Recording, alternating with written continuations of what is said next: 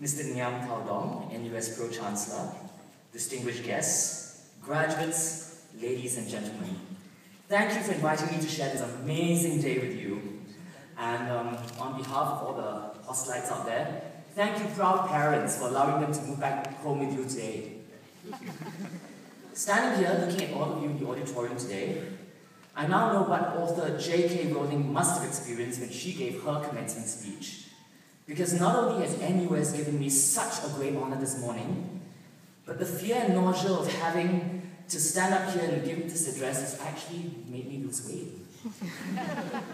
When I was invited, I spent many sleepless nights wondering what I should say to you.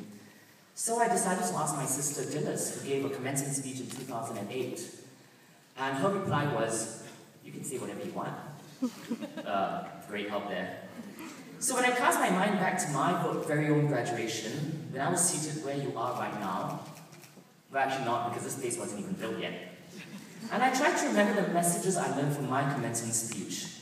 After all, delivering such a speech is a great responsibility. Until I cast my mind back and realized I couldn't even remember who the speaker was. And I couldn't even remember a single word that he said, or she said. So I guess, as some of you are probably drifting in and out of consciousness, like I probably was, I should start by telling you who I am and what I do. My name is Daniel Boey. I'm a fashion director. I'm also a judge on the upcoming TV series Asia's Next Top Model. And I'm a person who goes around criticizing other people's dressing. So what am I doing here?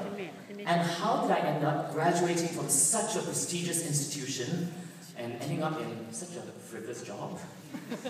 After all, like all of you, I was educated in this fantastic university with a superior group of engaging professors with the highest standards, some of whom I actually understood. Yet, there will be times in your life, like probably now for some of you, when you will have moments of uncertainty about which path you will take when you graduate. After all, life is really just a series of crossroads. And this uncertainty can be really scary, especially so for graduates of the arts faculty, because there is such a rich, diverse sea of professions that we can embark on, if only we knew what we wanted to do. Some of the lucky ones amongst you know exactly what you want and work single-mindedly to reach that goal. But for many others, myself included, university life was a mixed bag of experiences and emotions, a time when we explored and tried to find ourselves. So I asked myself what I wish I'd learned at my own graduation and what important lessons I'd learned in the past 23 years that I've passed. Okay, now you know how old I am. The one thing I took away was, listen to your inner voice.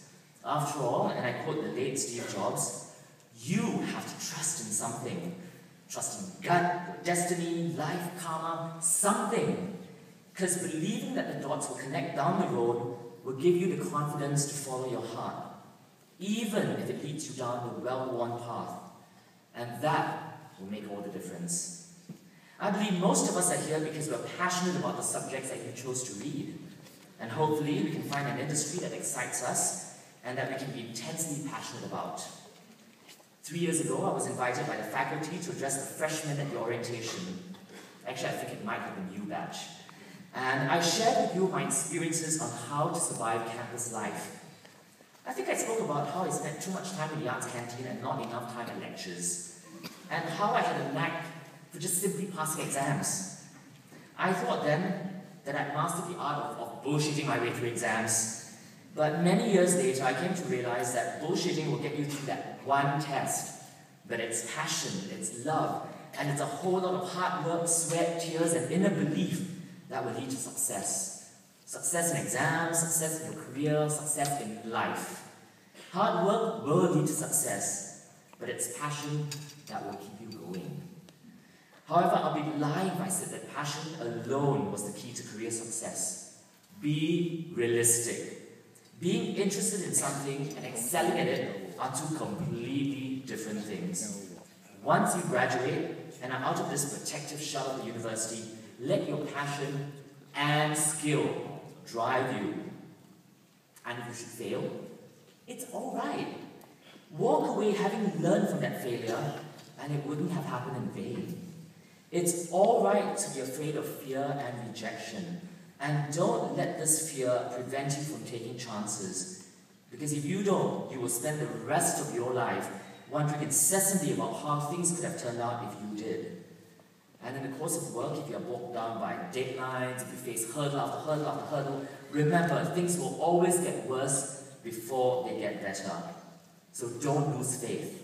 You've got to find and do what you love. Because the only way to do great work is to love what you do. And if you haven't found it yet, just keep looking. Again, I quote the late Mr. Jobs. Don't let the noise of other people's opinions drown out your own inner voice. Have the courage to follow your heart and intuition. If I had listened to the naysayers, I wouldn't have had the chance in the last 23 years to head the creative committees of Asia's Men's Fashion Week, Asia Haute Couture Week, Singapore Fashion Festival, Manchester Fashion Festival, Edinburgh Fashion Festival, the Singapore season, and worked in amazing cities and had the amazing career that I've had. I had absolutely no idea what I wanted to do with my life when I was in university, but I knew what I was passionate about. So follow your passion, stay true to yourself, and never follow someone else's path. And even if your choice of career has nothing to do with the degree that you're walking away with today, remember that your time at NUS is not just about academic pursuits. It's about the lifelong friendships and the meaningful relationships that you've built, the experiences and the connections you've made. The course you've chosen does not define you or your career. I majored in geography and English literature, absolutely nothing to do with my career, because I had a passion for those subjects. And even if day to day may not seem relevant, the analytical, writing skills, the theoretical skills that I gained, and the friendship that I forged in NUS have proven invaluable in the past 23 years. As Oprah said, your education is not ending here. It's only just begun. The world has so many lessons to teach you. And in the immortal words of B.B. King, if you don't know who B.B. King is, when you move back with your parents, ask them. The beautiful thing about learning is that no one can take that away from you. So as you sit here on the threshold of what I call the real world, I wish all of you nothing better than success. And even if tomorrow you don't remember a single word I've said, you can all rest assured that men can look as good in a shapeless gown as women. So, as I stand here in my own shapeless gown, I wish you all the best of lives. Thank you.